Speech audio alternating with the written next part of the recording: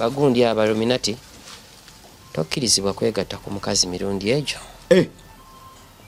No. Illuminati mukazi murundi gumu. Omulundi ogwo. Kannange Illuminati. It's a one night stand. Illuminati yenna murundi gumu. Omulundi ogwo. Bedaga mukomera abo. Omulundi gumu era gwo omuwala obanga kyali kikutuuseeko omusajja nga so luxurious nga yakikolako. Manya. Genda onoonye Katonda ki. Ge magezi kwa gensobola okuwa. Genda onoonye Katonda. Nakweyambululiramu. Illuminati yakubo. Sagala kyogera nti mbakweyambuliramu. Genda osiibe. Bakuzaalamu. Ekintu kinene okukula ne kibeera nga kikuze kituuse kikulira ku myezi 7 n'ekitundu. Emyezi 7 n'ekitundu omwana abeera akuzidde ddala nga avuddeyo. Myezi 7 n'ekitundu. Tandikirawo okuliya emyoyo. Aba akuze oludimoni kati ebimaze ne training buli kimu kyonna. Obwana buno bwazadde. Bumanyi okuliorganizingako ko maama waabwe omusi omubiri yabuzaala. Illuminati buno. Oba buka stabuzaala nga bumwerabira bugenda kulya bitumbuwa byabo. Abaana ab'obuwala baba basaddaase kugambye nti babajjako ebitundu ebyekyama. Nosanga babitutte. Ate wekituuka ku muwala nga akyali mbeerera. Yeyagala bweyagaza oyo supu tomumanyi. Buli muwala wovaako virginity yo ng'okikolera mu linnya lya prom party. Tamanyi kikyaba. No wonder lwaki prom parties kati ziri ku level ndala. Prom parties business ya Lucifer Ssaabasana mu Illuminati. Era kyovulaji buli ssomero lyonna kati aliteekamu amaanyi zikole kubanga abaana baluzinga embeerera zaabwe ye n'afuna kyayagala. Prom parties zifuna ne ba sponsors. Katonda wange okakasa. Siri kuba sponsors n'olaba nga company.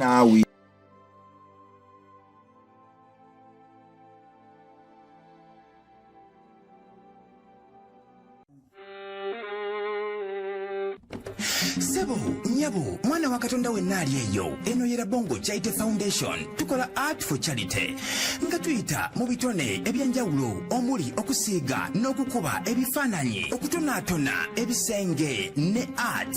Nga jjayo endabika y'ekifo. Tukwaniriza n'essanyu kasitoma waffe oyagala kugula art waffe oba oyagala gwe mwennyini tukusiige mu bifaananyi. Olina omwagalo awo oyagala kumutonera kirabo nga kuliko ekifaananyi kye. Tutuukirire wano ku Bongo Charity Foundation. Buli lw'otuwagira ng'otuwa omulimu oba ng'otugulako ati waffe. Mwe tufuna obuyambi obulabirira n'okusomesa abaana abato okuva ku streets ez'enjawulo abataliiko alabirira. Bire ku nnamba y'essimu noti 7 noti 346 827. Le Bongo Charity Foundation tukola art for charity. Come paint your legacy with us.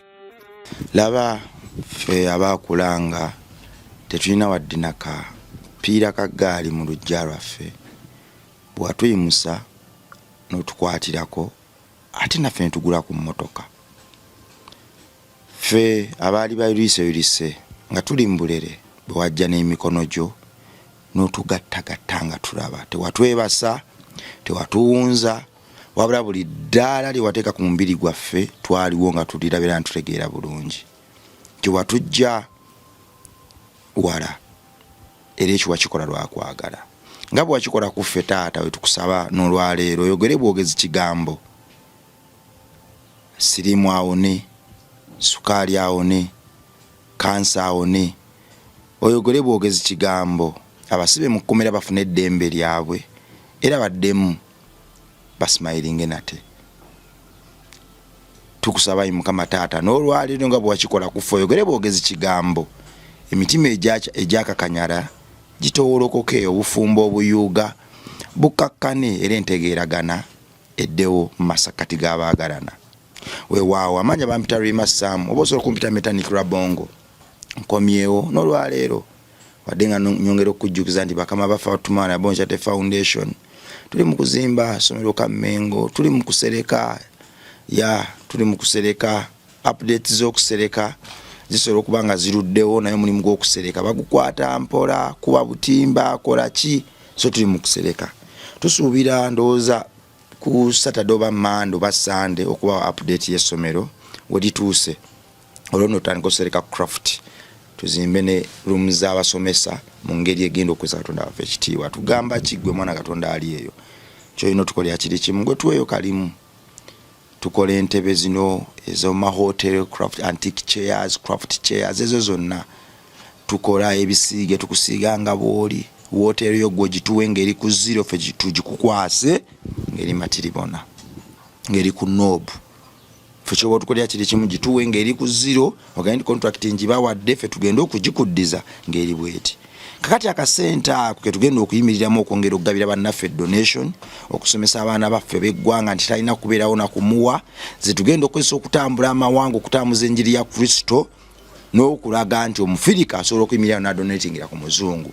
Twagala Bonchate Foundation egende mu byafaayo nga foundation ekyasoose donatingira abazungu naffe batuwandikirewo ku mabaluwa nti munnaffe tuli eno twalabye entebe ze mukolaawo twalabye ebintu bye mutunga uniform z'omukwaya mu donatingireyo tubawe abaana baffe nno abaliddawo baleme tutenda bunafu bakitegeere nti bajjajjaabwe tebaali banafu just bali abaasooka baali babuzaabuzibwa naye ku mulembe gwaffe twakimenyawo bo omusaale ku mulembe gwo bishobola tukolera kiri kimu tuwe kalimu tetwagala kusaba tetwagala kukaaba tuli bantu bakozi tukola era sente ze tujja mu buweereza buno obw'okukola ebisiige n'ebirala zituteeka mu baana b'eggwanga lyaffe kuba ffe twakitegeera nti ne bwe tulizimba tutya amakali n'ovuga amamotoka ag'ebbeeyi okunywa omuyenge egy'ebbeeyi ennyama egya buli kkala n'ebirala bwe tuligenda ekyobugagga kye tuligenda nakyo bijja kuba bijjukizo na bikolwa birungi bye twatuusa kwoyo nnamwandu.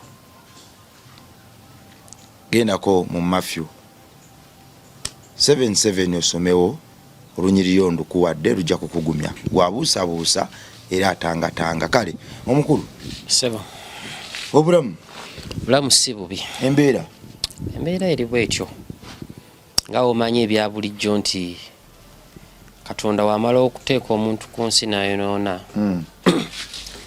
n'amugamba nti muntu oyozo munajjanga ekyokulya genda otuyane bamuzanyi genda otuyane era nkubiriza buli muvubuka yenna ali mu myaka ejange atanagituusa oba agiyisizaamuko katini akole kubanga future yaffe yonna yonna ng'abantu eri mu kukola beera awo gw'omuzadde alina omwana muyigiriza ebintu bingi omwana tomulimitinga buli kyolaba nga asobola okukikola muleka akikole mu providing the skill aberenga asobola okukola ekintu ekyo kuba tomanya nti gye bujja mu maaso eyo leero kino kye yasomera ayinza obutakiryamu n'alya mu kirala so abanga afunye skills ez'enjawulo artist osanga nti mwezo mugenda okuva egenda omuteeka kuki ku top ate wanaama wenaama muta ku top alokadda investing mu zino aberenga gaziyize ennyingi zaaye omwana mute ataayaye mu nkola y'ebyo ebitone tomuleka nze bwe nali nnyingira ekibuga nakiyingira ni Mutembeeyi okuyingira ekibuga nakulira ku street z'omu Kampala naye okuyingira ekibuga kitegeeza ng'olumbye okukola natandikira ku Mutembeeyi bwentyo neŋŋenda mu kutunda ebbaala bwentyo nga ebyo byonna era mbigattako okuyimba kakati mu mbeera eyo yennyini ate era mwe natandika okukola engoye z'obulangi era abampita birangirangi nkola obugoye ne butyako bufashion nagenda okuba Katonda abuwadde omukisa ne be nnali ntya nga batandise okubungulako n'okubukoppa buubwo bugenze paka China siwumuzangamu kuyimba kwange nengattako okukola ati kyali kitone kye nava nakyo mu buto era nze eddembe lye nalina ne maama wange kumukubira Yesu nga bwe tubeerawo maama agamba jangu nkubire ku Yesu nga ntuulawo nga nkuba Yesu kyanyamba kubanga maama ya encouraging nga okukuba Yesu okumastaringa face z'abantu kakati olwaleero ndi muyimbi nkola ati taggwayo mungi nnyo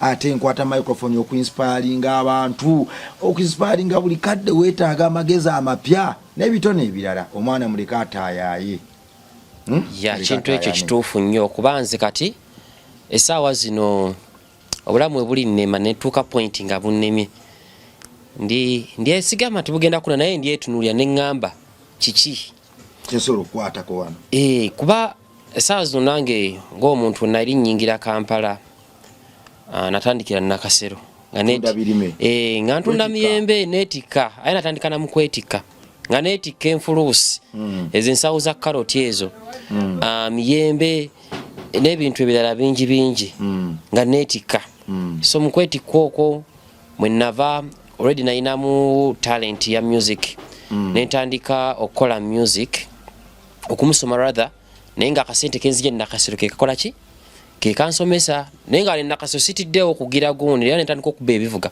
essaawa zino nkuba ebivuga biringa bya mirundi 3 kwe kuli gita kwe kuli ennanga kwe kuli ne trumpet trumpet cross saxophone mbikuba and sisobola kufeiringa sisobola kulemererwa bulamu obukosa n'ebintu ebirala bingi okola vocational skills endala nyingi kuba nkola sabuni nkuba amassage era oli omugonga gukuluma mpita namusoma professionally engeri gye bamukolamu so ebintu bingi naye mu byonna kyensinza okutegeera nti obulamu bw'ensi eno leero kiganye wano enkya kigenda kukola wali omuzadde yegiriza omwana omulimu gw'okola abeere nga agumanyi sata wange nakula mulaba apoota so nakula mulaba nga apoota era nange we nakulamu nzika mukwana teranga ogenda kumulabako mu holidays we nagendayo yandigiriza okupoota manyi okupima birigi okuteekako ebuloka nempima bulungi ensonda eyo ogizimba ensonda y'ennyumba ogizimba obulungi nembeera nga sikyamiza layini okupima gundi eno water level okupima level kwegamba nakyo nakyo nenkiyiga nti wendiba nti sibiga biganye byonna webana mpita okupoota sijja kugenda nga bano abaweereza ate sinange nsobola okukwata omwiko nenkola ki nentandikirawo nti those basics we get to know ebintu ebyo omwana muleke ayige ebintu bingi nnyo ebyenjawulo ayige ku kino kuba bino ebintu ekisinga okuneewunyisa nti it's just a short period of time omuntu wagamba nti mungenda yiga ebivuga tekigenda kutwalira myezi 2 nga tonnayiga nga tonnafuna basics omuntu wagamba nti mbu njagala kuyiga obusuubuzi buneeno ziba seasons tutukano mu December nakaseera ba floodings abantu ebigundi babitambula kwegamba bitwala obudde butono naye abantu we become lazy omuzadde becoming lazy olusi nalaba omwana ekintu kigenda mumenya nnyo obulusi alaba nti omwana future ye eri waneeno emirimu gino gye batusinga gye batamanyi nti gye tusinga okunyooma ate gye kyasinza okutusupportinga teri mulimu gwa office guleta cash flow mu Kampala wabula bano abantu bano abasuubula bano abantu abatembeeya simanyanga baneeno abatundatunda buno obwakamukamu mu kibuga bebaleta cash flow naye gino emirimu gya office nti mbu tu-importing tu-exporting ebirime tukola ki oba omuntu atute mu office katugeze nti mbu video editor egyo emirimu tegina cash flow nedda wabula emirimu gineeno gimulabanga omuntu gwalaba n'anyuma n'agamba sola beera sola kukola kineeno sola kukola kineeno munaye gye gyeta cash flow obubazi wano buli almost bulunaku lwoyita ku bajiro babeera babajja okukanika okurepairing ebintu ebyenjawulo kwegamba almost buli kanaku biraba nga biyita cash flow so omuzadde omwana muleke ayige though ino omulimu gw'omwagalisa oyagala abeera omusawo naye tulabye abasawo banyize kati mbadde mu bandi ez'enjawulo naye nga mulimu ogala mulimu engineer mulimu abasawo nga bagenda ne bakola obusawo aye najja n'ayimba n'oyimba n'afuna ssente n'akuba ekivuga n'afuna ssente so omwana muleke ayige emirimu mingi nnyo egy'enjawulo weewaawo omukulu sebo twakoma wali abantu waliwo yampeereza message tugenda giyitamu twakoma wali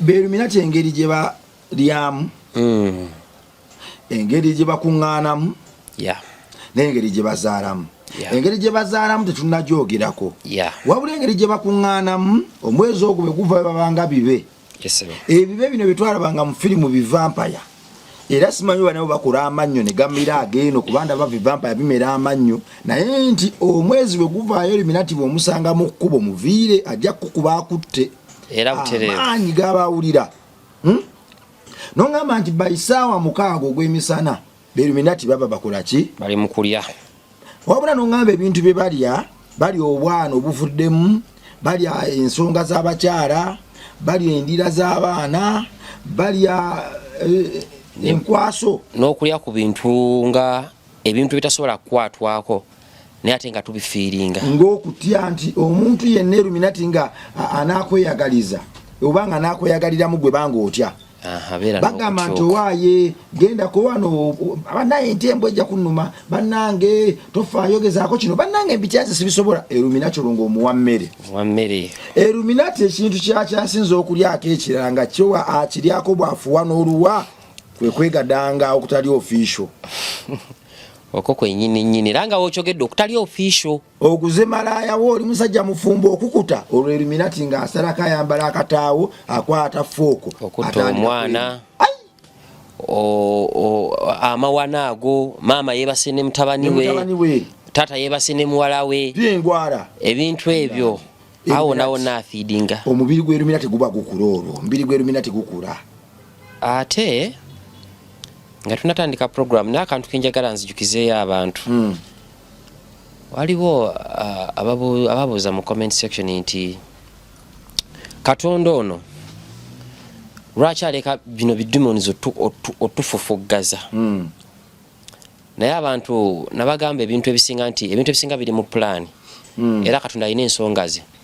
Katonda we yali asindika omuntu ku nsi munne we yali addira omusota ogugoba mu Garden of Eden yakugamba oli lyaki nfuufu. Omuntu njagala ojjukira akantu kamu, omuntu yatondebwa muki mu nfuufu. Katonda omusota agusindise gulye kuki kati nabagamba Bible eno kintu kyetaaga omuntu era nze wemba nsoma Bible banga nensomedde Bible nekaniikiriza ebyawandiikibwa sibirabanga abasinga babiraba. Era ebisebisinga mba ngenda soma Bible nsaba mwoyo w'amagezi mu bulaasi bwange bwondaba oti soma Bible nensaba mwoyo w'amagezi asokakke kuba tulina ebintu ebyo tagenda kubikkulira watali mwoyo we. Bible Katonda asindisa omusota gulye ku nfuufu naye omuntu jjukira wava mu nfuufu era Bible egamba ttaka mu ttaka n'evvu mu vvu. Kati omuntu bantu bano abalina emitima abakola ebintu ebibi abakola ebintu kalu kwegamba ebitalambikiddwa nti binatambula weebiti yemmwe abali mukola emmere y'emizimu. Kati kino kinyweza mmere engeri gigiryamu muwe ongera ddala okuleeta emmere y'emizimu mwe kwekugirya ezo demons. Yesu waki sitani akufuggaza nogoba talina kusanira ogenda mugabo ogamenze sitani namugoba namumala buli kadde ayongeramu amaanyi buli kadde ensonga lwaki ne Yesu ku musalaba kusaba yesembayo ng'afa yasaba okubeerawo kwa Katonda n'amugamba nti omwoyo gwange mu mikono gwo gye nkola ki gyengutadde ne ku ssaawa esembayo y'omulaba akyafufuggaza okugamba oba otambudde bulungi weekutte bulungi n'akubala ng'obulayo sekendi emu ogende siri yasigala akyakuteeka mu kikemo. Kati abantu mutegeere ekyo ife tuli mmere yaayo yazi demons ezo. Kati omuntu yekayeka agenda obwona yoyo atula wansi n'akola ekituufu.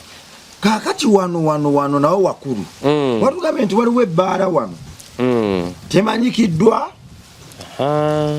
temanyikiddwa era luuma okugiyingiramu oteekamu koodi eya koodi oba oyingira elevator obuseegu buli nti oluba okuyingiramu eri ebbaala mwena mugenderawo ku fulo abantu benyigotolanga bisanyi ugambye obayita mbuyisoti nga nawe onoonya olwo gwe bamaliriza naawe weegadange yenna kukutte gwe jangu oba musajja munno oba mukazi munno yegadangira wali enduulu bulungi obayita mbuyisoti nga onagamba nti nasudde engoye wansi kati nzitaayitamu nzibuuka oyitamu babuuka bubuusi abali ku bisenge abaliwa aboto ogendo balinga nvunyu olutunuddeko okutoyinga ejjudde envunyu zibeera kulinga zeeyitako ziti kinene ekyo bali eyo tebagambwako tukyadda nakaveera waka abapoliisi bankwata buli kanaku kumba abeera eyo mu woteeri era abantu abakola ebintu ebyo dda bafuna access ku gundi ku hoteeri eyo beba elite.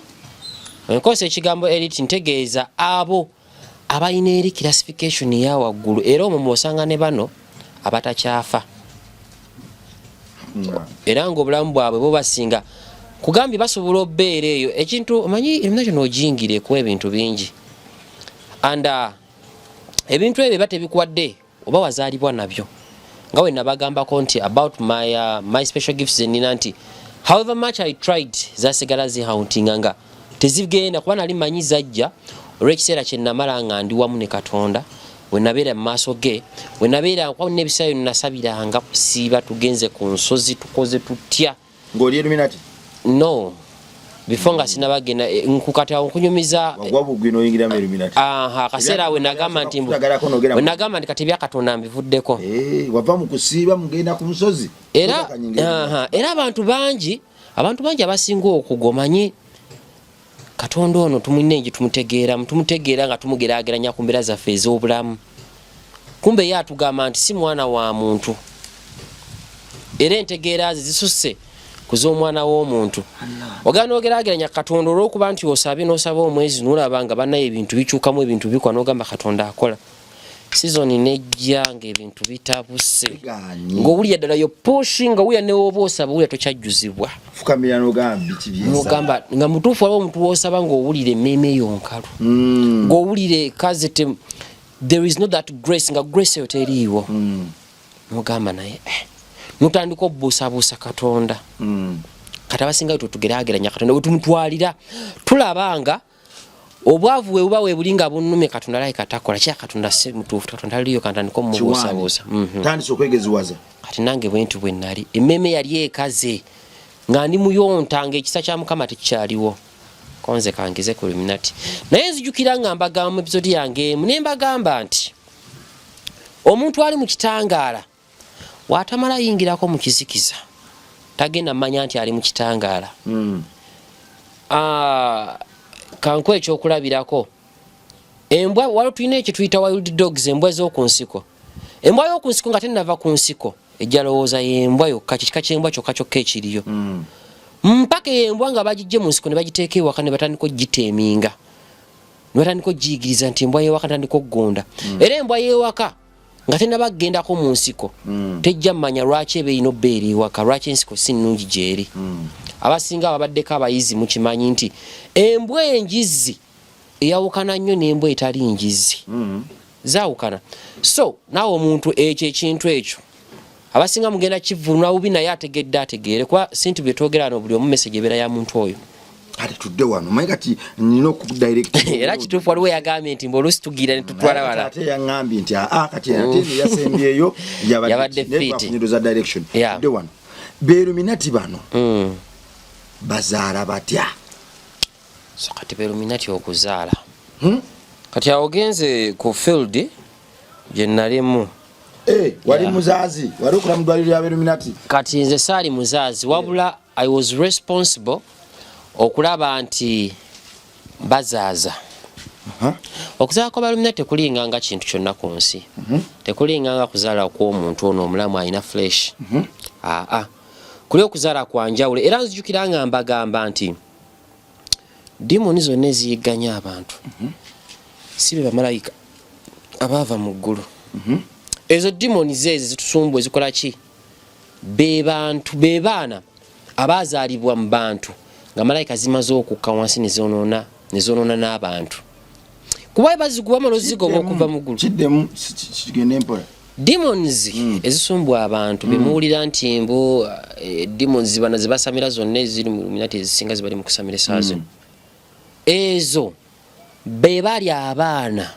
abaazaalibwa nga malayika zeegasse n'abantu malayika zaava mu ggulu nezirako okwegadanga n'abantu wezimala okwegatta n'abantu abaana abaazaalibwa era Bayibuli bayita banefuli abaana abaazaalibwa ze demons ezo zemulaba malayika ezakola omukwano n'abantu bwe zeegatta n'abantu bajja gamba tujoyini bwe zaatandika okugenda mu bikolwa by'omukwano n'abantu zaafunisa abantu embuto bwe zaafunisa abantu embuto abantu ne bazaala obwana afuka malayika kati obwana obwo bye bino ebyokoola ebirumba abantu yekiwanuka n'abalala bakuba abantu embooko bulungi nnyo ye baamu bebabaamu abo boolaba bebogerako ti baamu yali mulalu beba abantu abo abava mu zimalayika bazibu nnyo bw'obalaba wekweke bajja kukubira bwerere bali omuliro kaakano newankubadde nti ejo tutuukako eno mu Buganda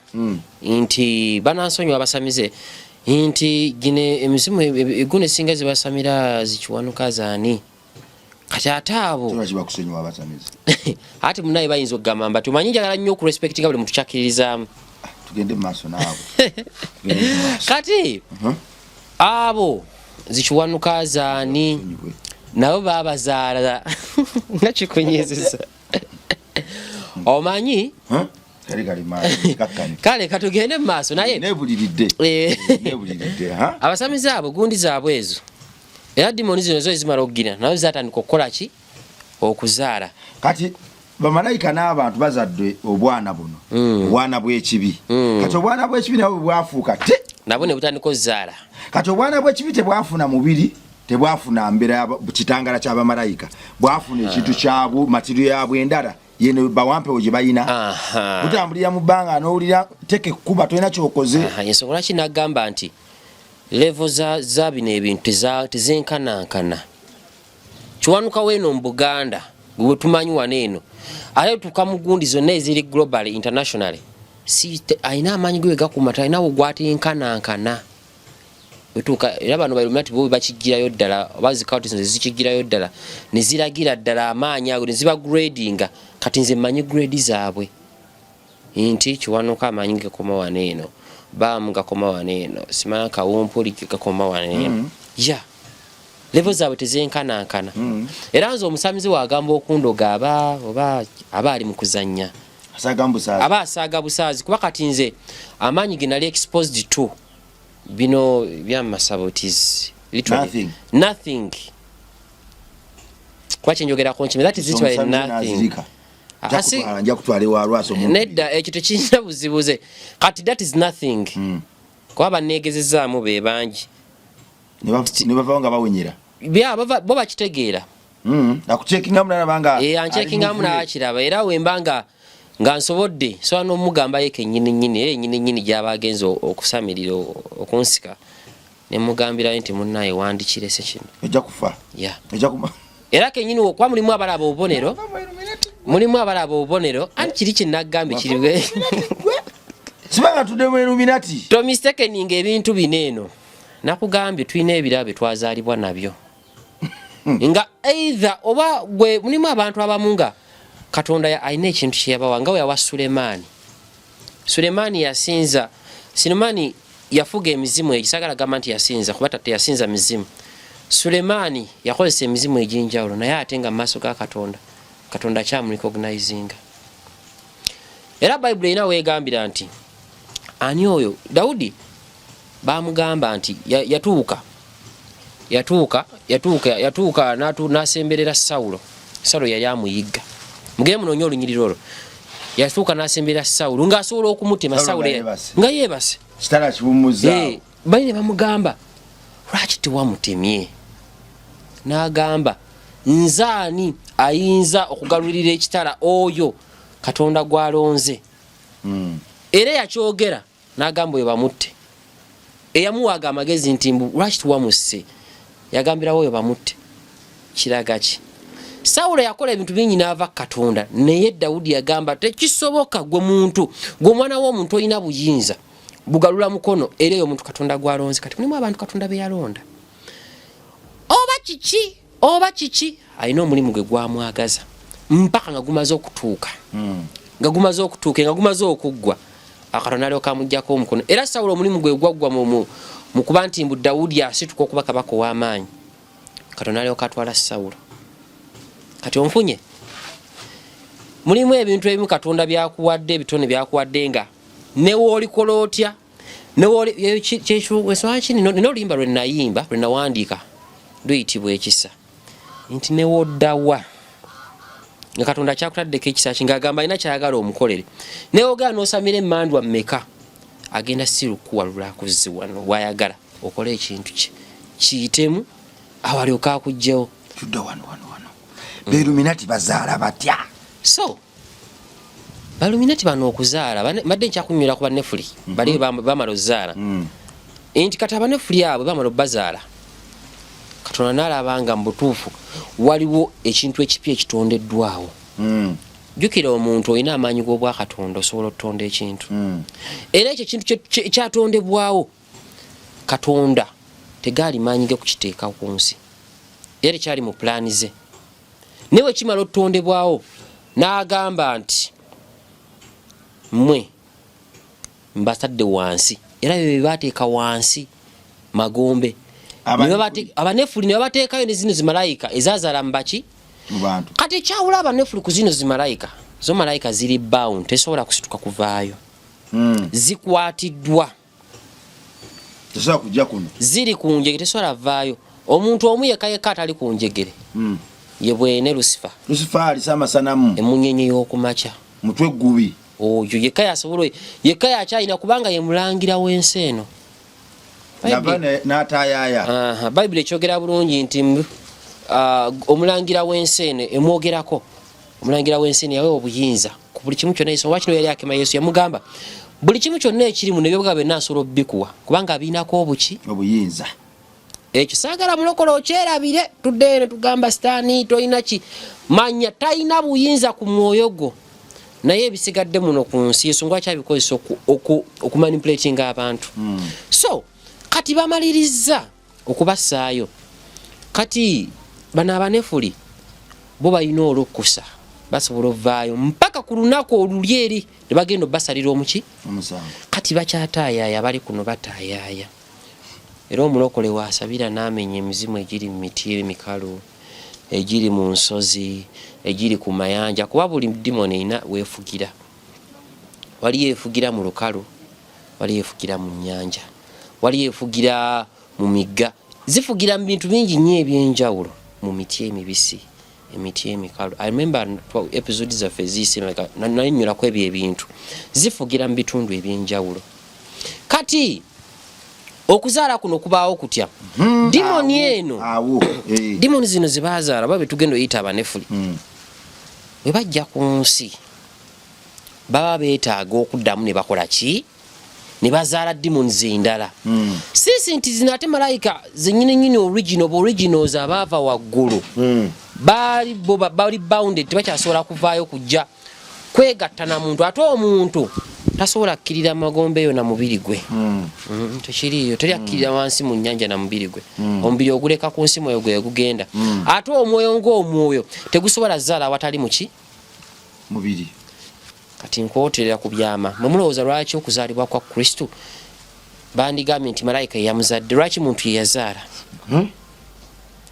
okuzaalibwa kwonna okuleeta okw'obulamu kukolebwa mu mubiri kituyita flesh flesh eno erina okuba n'omusaayi awo nkufuna era awatali musaayi tewali bulamu nkikuddiramu awatali musaayi tewali bulamu ensonga lwaki tulaba ensolo zirina omusaayi ensiriŋŋanyi zino zirina omusaayi gwazo buli kimu kirina omusaayi gwakyo awatali musaayi omusaayi guno scientifically tugenda tugubreakinga down gulimu ekiyitibwa oxygen bannasayansi bagenda maaso ne bakola experiment ez'enjawulo nga buli sosi yonna ey'obulamu eri wano ku nsi ne mu bwengula mulimu particles za oxygen awatali oxygen tewali life form yonna esobola creating bakazi be parasites zino betusomeko bifangayi byonna awali omusaayi wali obulamu Yesu wakino Yesu yali yazaalibwa muntu nti ku lw'Omwoyo Mutukuvu Mariamu yabeera olubuto ku myaka 10 n'egyo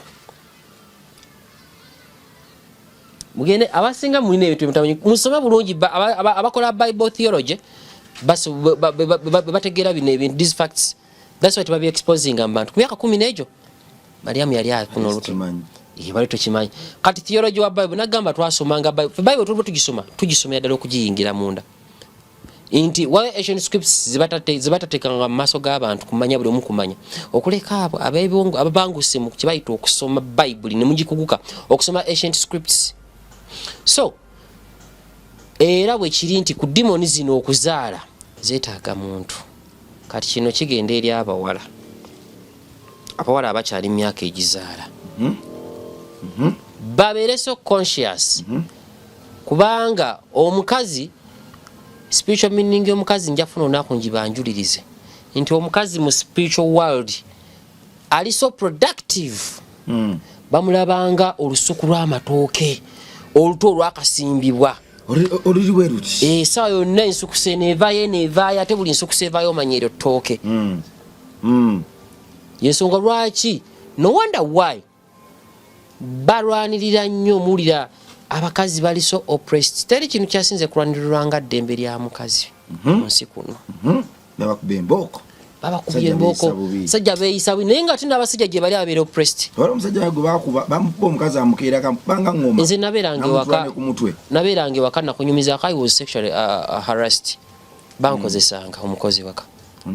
Abantu kati lw'okuba nti mbu there is something kyemutamanyi era buli wowulira ebintu ebisinga nga bigenda some movements nga zigenda mu maaso. Just know there is a big thing. Okuleeta women emancipation omwenkanunkanu gw'abakyala n'abasajja, there is a reason behind it. So okuzaala kuno nagambye nti field gye nalimu abakyala baneeno ba Illuminati babasindika mu fields. Jukira Illuminati talinyibwako mandwa. Talinyibwako mande mande so amulinnya ku mutwe. Wabula bagaba n'emiki emibiri. Era demoni yona gye bakwa signinze nti kati eno gyogenda okubanga okola nayo gyogenda okukozesa. Ogaba n'omubiri nayo. Kati ogaba n'omubiri nayo energy oli yenna abeera ayita mugwe. Energy waye yenna abeera ayita mugwe. Kiba kitegeeza partially otwala obusobozi ku demoni eyo. Partially wengama partially ntegeeza nti wakati kati era nayo partially etwala obusobozi ku mubiri gwo. Kiba kitegeeza olumwe erumwa osanyuka esanyuka bwokaaba ekaaba.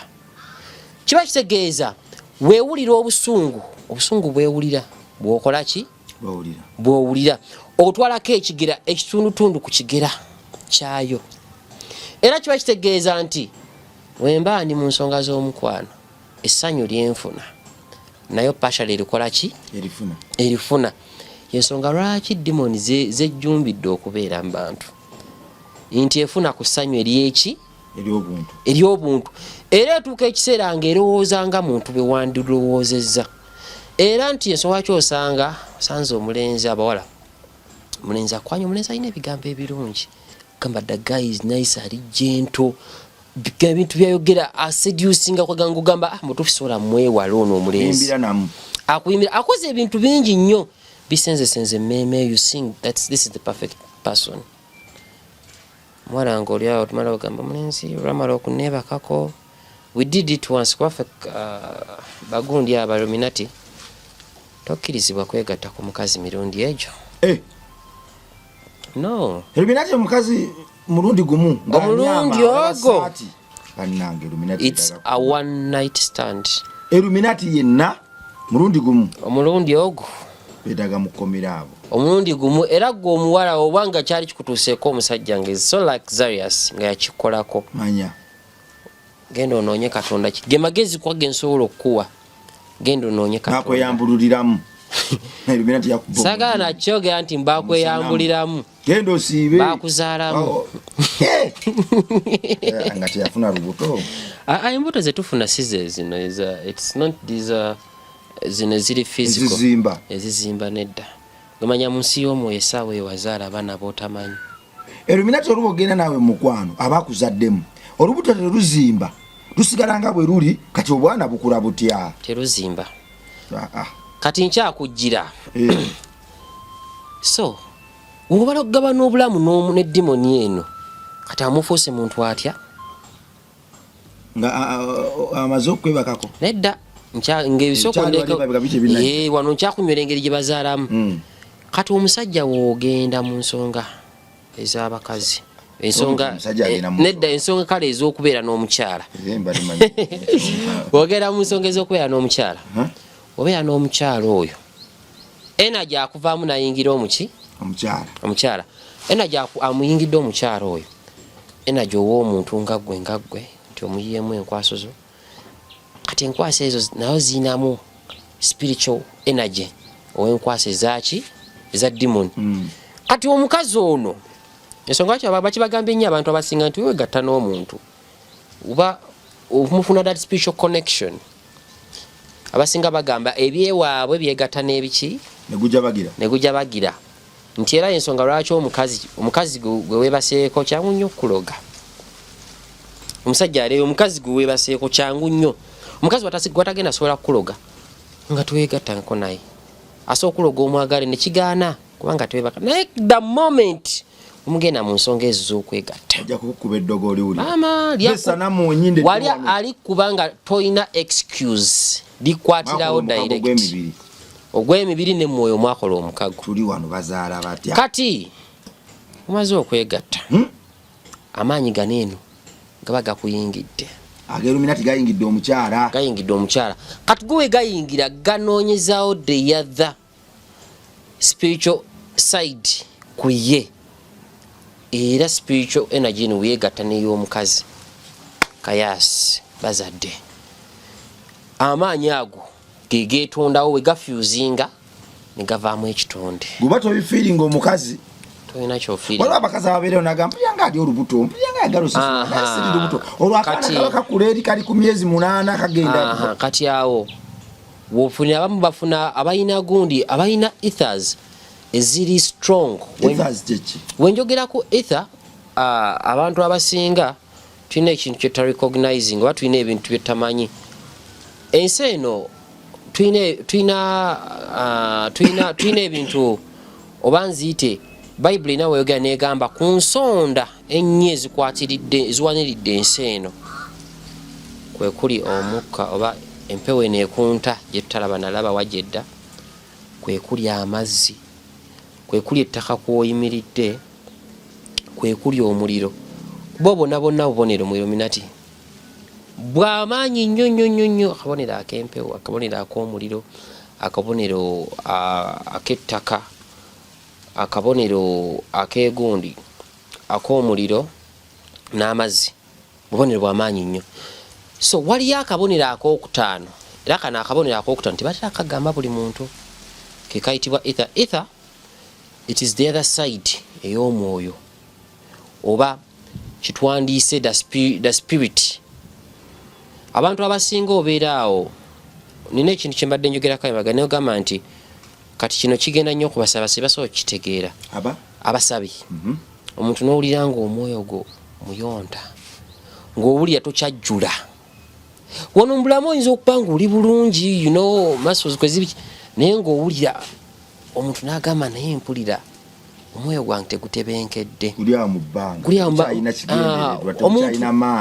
omuntu wali obaddeko awo n'ofuna confusion n'owulira nga oweddemu amaanyi naye ng'essuubi ly'owaddemu sigamba nti bizinesi zitambula bubi ng'omuli owulira part of you is missing owulira tojjudde mulimu ekikulu nakubuuza nagamba nti kiki munagamba asituufu sikyewuliranga nze that is the spiritual part oba gye tuyita ether kati ethers zino eno omuntu alina ether ng'eri strong be abantu abalina spiritual awareness omuntu asobola n'agamba nti ennaku zino omutwe mpulira gunnuma luba ekitali kituufu twabalinanga abo abantu era edda baabangayo beekebera bokka nga yamanya nti ne kati kyakabaliwo ekitali kituufu era nazzi kuno abantu baasitukanga ne bagenda ku bakebezi omukebezi n'amugamba nti kituufu nno waliwo akulimira eddimwa waliwo atakuli bulungi be baayitanga abaki mumwavanga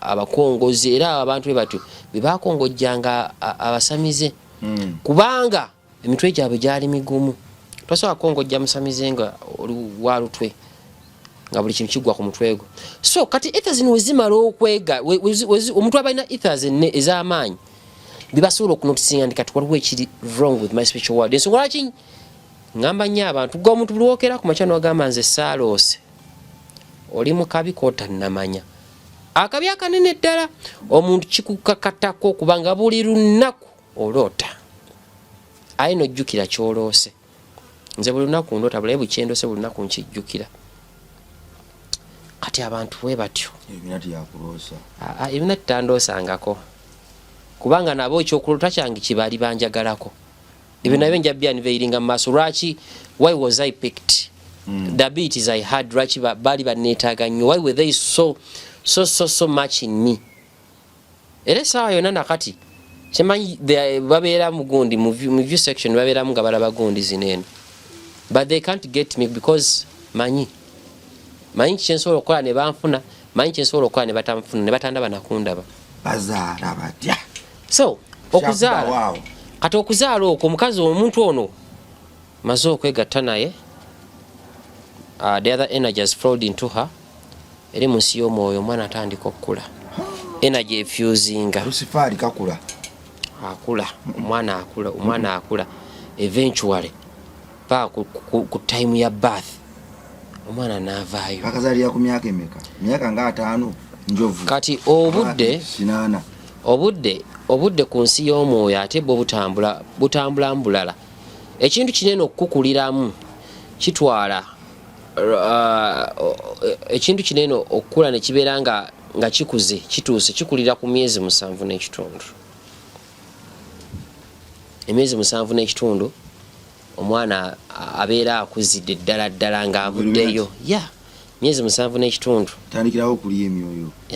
Aba akuze oludimoni kati ebimaze ne training buli kimu kyonna nga bagenda gituma ndi kati gogenda kukola kino. Myaka 7 n'ekitundu. Myezi 7 n'ekitundu. Emyezi 7 n'ekitundu eba ekuze. Kati ezo emyezi 7 n'ekitundu ebimaze wewerenge emaliziza gundi. Emaliza training yayo. University. Kati ku myezi 4 n'ekitundu. Awo eberanga eri fully developed. Okubanga ati nga bagibala nti kati no demon. Ina amatwe n'obunnyo bungi era ne nature yaayo ebimaze otegeerekekwa nti kuba kati zino demon okuzaala era bu demon ezaaliddwa kisinza demon kyekoze eki ezadde. Kati bwezityo bwezizaala era mu ngeri eyo nga ziba zimultiplying. That's why for breeding places nazibagamba amabaala ziroogi biki ebyo. Nze era yali section yange kuba on the first day when they were assigning me, that's what they assigned to me. Twasoma busawo oli eri mu Illuminati ozaaza abantu. Ng'obusawo saabusoma. Kati nze ekyampeesa ekyo kyali bwe kiti. Kati ngenda kunyonyera ku abilities ennayina. Nze ekisooka ne wano tunonyedde bulungi wano. Mu kuzaala? Wabi bizo bikyagala okubuuza. Abilities wayina osobola zinkwatira mu episode eddako. Naye wano abantu wakulu abakyala baagaba nogawaye nga weegaba nnyo nti ate kumba ali mu kuzaaza abantu eri. Nosanga omukyala yebase nono bonna ate one stand one night stand one noga negofaaki. Kumba eri bwe Illuminati. Kakatudde wano. Obwana buno bwazadde. Bumanyi okuliorganizinga ko maama waabo mu nsi y'omubiri yabuzaala bwe Illuminati buno. Oba buka stabuzaala nga bumwirabira bugenda kulya bitumbuwa byabo. Kati omukazi kastazaala wabeerawo that bond ebeera esigala ku mukazi. So bond abakazi abasinga ensonga lwaki teri kintu omukazi kasita akulaga obwereere bwe oba nakunamira ekintu ky'abakoze oba tokimanyi. Ekintu ky'abakukoze obunene bwakyo abangambye kinene kangene mukunamira. Teri ddogo lisinga eryo. Kunama. Kwayo omuyimbi omugwe bakunamira. Teri ddogo lisinga ekyo. Baba mukunamira. Omukazi buli wakulaga ebitundu bye ebyekyama on purpose nti ayagala kukasinga. Nkiddamu on purpose nti ayagala kukasinga tomanyi kikyabakoze. Kuba ebyo ebitundu it's one of the deadliest weapons zinakalaba ku nsi. Era wali amaanyi g'otamanyi awo kawokka osobola osuula abafuzi abangi abafuzi ab'enjawulo. Nkugamba era ensonga lwaki abaana obw'obuwala bano ebasaddaaka ogenda basanga abasazeeko ebitundu byabwe ebyebyama. That's the reason. Amaanyi agali mu bitundu ebyo it's far beyond era so awantu awo wazibu nnyo. Tudayise tusategeerawo omukazi ono omulaba abaana ab'obuwala baba basaddaase kugambe nti babajjako ebitundu ebyekyama nosanga babitutte ate wekituuka ku muwala nga akyali mbeerera yeyagala bweyagaza oyo supu tomumanyi. Embeerera 9 zokka. Embeerera 9 zokka zisobola okukyusa obulamu bw'omuntu n'abazzukulu ne bakyukira okwo embeerera 9 zokka. Ensonga lwaki abawala abakyali embeerera batunzi nnyo nnyo mu nsi y'omwoyo nnyo. Kati kino kiddayo eri omuzadde ayina muwalawo omwana ow'obuwala omulagajjalidde. Omanyi omulembe guno gulina egikukyusizaamu ebintu. Omwana omulesa agenze ku sleep over, omwana omulesa agenze ku prom. Abazungu balina enjogera eno nti ku prom party omwana nga aweze, abasinga baweze emyaka 18, era balina nti omwana omulenzi wakimu omuwala okugenda ku prom party akagoye kagendeddemu kasigalayo nga bamaze okukola ekikolwa ekyomuki kasigalawa bakasuula nga bamaze okukola ekikolwa ekyo. Kwegamba abeeranga kati ezo promu kati kankule ezo promo oziraba sikunyiza promo pate kuba okwegatta kwotalabanga mu baana that's normal. mu baana wano mu baana amasomero gakola ki? Ndabaga buli somero lyonna likole. Amasomero gaba tegamanyi, they don't know. Abaana kati kizibu nnyo ba restricting ku mulembe guno eno kizibu nnyo restricting kati abaana kwegatta abaana beeyo no abaana abeegatta era abasinga virginity zaabwe baziluzingira. Naye in that process abantu bamanyi dimoni kyekwasaganya gundi kuba kati wali ebeefeedinga buli muwala wovaako virginity yo ng'okikolera mu linnya lya prom party. Tamanyi kikyaba tamanyi mwe. That's why nti kati omanyi kakuwa example omuntu oba okola business netandika okuleeta amagobo ogisaamu ssente ogiwamu. No wonder lwaki prom parties kati ziri ku level ndala. Prom parties business ya Lucifer Ssaabasana mu Illuminati. Era kyovulaji buli somero lyonna kati aliteekamu amaanyi zikole kubanga abaana baluzinga embeerera zaabwe ye naafuna kyayagala. Prom parties zifuna ne ba sponsors. Katonda wange okakasa siri kuba sponsors n'olaba nga company gundi egambe zingenda sponsoringa prom party ya gundi kituufu.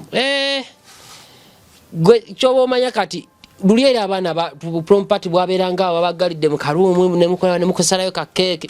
Naye kati abaana bakola prom party nga balinga nga bagenda olayiza president ng'omukolo guli massive. Illuminati aguyiyemu nyonyi bazireeta emmotoka ez'ettabu. Kumbe Illuminati abala baana bali baluzinga embeerera zaabwe y'amaanyi gajjuzibwe abazadde mukiwulira. Omwana era abaana bonna abasinga katimba kuba kati ti something ekizze kyasobola kwewala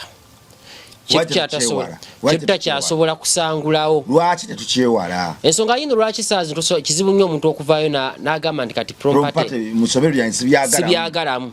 Ekisooka abantu abakiri emabega besaagala kwatuukiriza banene bangi teeka nti buli ssomero bagenda vaayo bagambe tulwanirira ddembe lya mwana. Omwana muleke omwana alina freedom of speech embeerera agyegirekaawo Lucifer amugabula. Eza waki nagambye abazadde olaba nga system tosobola girwanisa gyegatteko togyegattako anti microphone mbadde njijja. Wali abagamba nti if you can't fight them join them. I advise you don't join them. Watch them. Balabe lumba omulusufali tomulaba bulabi mulusufali mulumbe mutagule kiri bwe kitwa kigambye ekyo balabe. Waliyo omuzadde alina omwana sirike Saara ne bw'omusanga ng'ali awo atudde bibye musomere mu katikati musula ekigambo kya Kristo. Kangaziye ekigambo nzigaziye ekigambo kyange nti watch them. Wembeera wano nga sobola kukuba gasobola kulwanisa kiba kisobola kulwanisa tekitegeeza nti nziba amaaso nowoonaaba oleese kino eno mbeere nga sikiraba oleetawo ekintu ekipe mbeere nga sikiraba. Buli wemba nga nkulaba nga ngamba nti kati kikwanza ebiseera ebisinga mbeera awo funa obudde bwange I do my research ku trends ez'enjawulo kinyongera okumanya nti kati yaleeseeyo kano nze boyi nkulaba. Essaawa zino mmeta waliwo abantu abatakyasobola kuva eri ne bagamba nti bakwogerera ebintu oba bakutega obutego okukusuula ogenda kuba obulaba. Lwaki? Kubanga obalabe lwobeera nga mulabewo mukuumidde kooti amaaso kikuwanguyira nnyo okwewala emitego gye n'otakikola ki n'otagigwamu okusaba essaala ekyo sigenda I'm not going to call it an option eyo teeka ng'omuntu yasalawo obutagowinga astray eyo teeka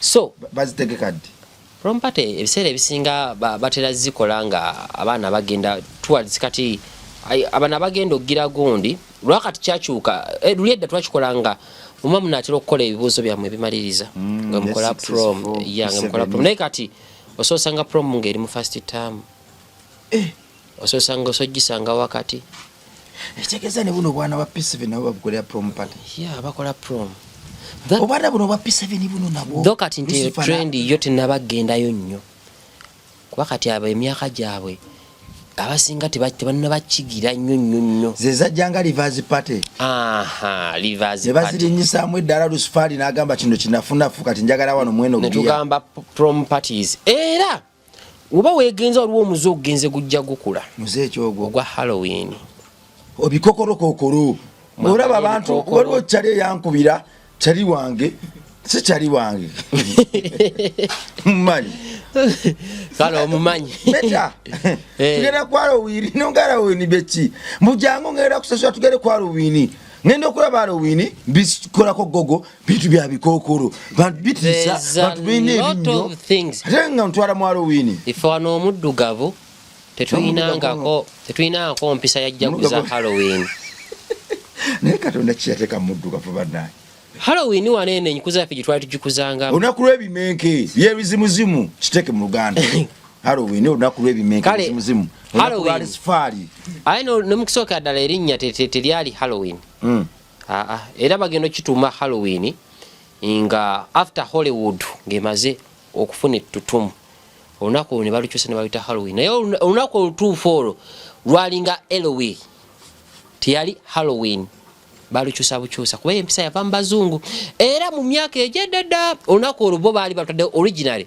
kujjukiranga bafu kusinza bizimuzimu tekwali specifically kusinza bizimu okujjukira omufu kibaki kansooka enzija nti nkujjukize Halloween etteeka lya Halloween erisooka kanga munno paka bwazirika kubanga okujja mungu yambadde ebintu kali kansooka nkuzeeko emabega nkujjire lwaki kyatuuka okufuuka nti basinza emizimu niko program tugimale sokolindeko obusungu biki byebatuleetera wano abantu abo njagala nzigireyo omuntu bulungi ekintu kino kijja kitya abantu abedda nga mwagambanga nti katugeze ng'ewaka munabeera ne mugamba naye katusabire ku bagenzi katusabire emyoyo gy'abagenzi kati munabaye munaye wekyalinga ewaabwe wano twasabire emyoyo gy'abagenzi twayambalanga bitiisa wano biyembe andi kati ye sitaani akyusa atya okukikonkolinga nekifuuka ekikye ate njagala kujjukiza abantu mulekere ebintu by'okusabira abagenzi omuntu afudde ono si kyaliiwo omuntu meta nkikuddemu omuntu afudde si kyaliwo ensonga lwaki abalokole nina ate wembaagalira omulokole tagenda ku nnyimbe tayabya nnyimbe balina ensonga omuntu afudde ono si kyaliwo mu Illuminati ngenda bagamba omuntu afudde wamala ofa afuuka ki lwaki tolina mwesembereza lwaki olina olekerawo nobbalowooza era omuntu afudde waafa ddira ekifaananyi kyo kiba kibadde mu ddiiro funa gyo kiteekeyo mu alubamu ogibikkeko wonaba nga oyagadde okirabako bikkula alubamu eyo tokiteeka woomulabira kale kumwana Katonda ali mu episode yaffe eddako omuntu mu Illuminati waafa alagawa lwaki omuntu afudde abawabulabe nnyo ekitenkanika olunaku lw'amasanamu lugenda kutongozebwa wano era batandise n'okukola festival olunaku lw'okwetekako ebiyembeyembe bisaayisayi oli n'atambula kugatiisa muno paka bwazirika lwe lunaku olujja wano lwaki kikoperera nnyo bannayuganda problem kijje tulina ebyamagezi tetubiwa time wabula buli kyakisiru wano Uganda kiba kyattunzi bw'ogamba munnayuganda nikola kampuni y'obumasu gutandika okumodernizinga ensima z'enzizi tandika okukola akagaali kano kamanyi ga kifuuka okakola kali modern beerako n'ebintu by'oyiya bitwale eggwanga lyaffe maaso omugamba nti buli ssaawa emutukere tubikole azukuka ssaawa 6 naye bw'omubbirako nti eri waliyo olunaku lw'ebimenka amasanamu Halloween twedakakola festival bw'omugamba tugenda kubawo ssaawa 2 akeera ssaawa 12 ez'okumakya omusanga asumagirira naawo zize tukuze olunaku lwa Halloween problem kyeri mu Uganda ebintu byaffe biri opposite tulabye abantu abageze ennyo nga bafuliddwa ddala abantu abasirwa abawumba tuutu amaloboozi ag'ebbeeyi amaseenenkerevu agandisomeseza abaana baffe gye tulaga gye tuva ne gye twava bagafutyanka kati gano ag'ekisiru agayonoona abaana baffe bagakubira engalo era gasuutuzibwa ne mu masinzizo gatulira ddala mu maaso. Uganda ebadde ki mu pati yaffe ey'okubiri mu pati yaffe eddako tugenda kunnyonnyola omuntu bw'afa agenda lwaki Illuminati n'omufu bali bwe bati lwaki omuntu omulamu alina okuwalira ddala omuntu omufu kiki muganda wange ono agambye nti ebyokusabira abagenzi bya bulabe mbe Illuminati babifunamu ki kale tovaawo katukomewo mweraba.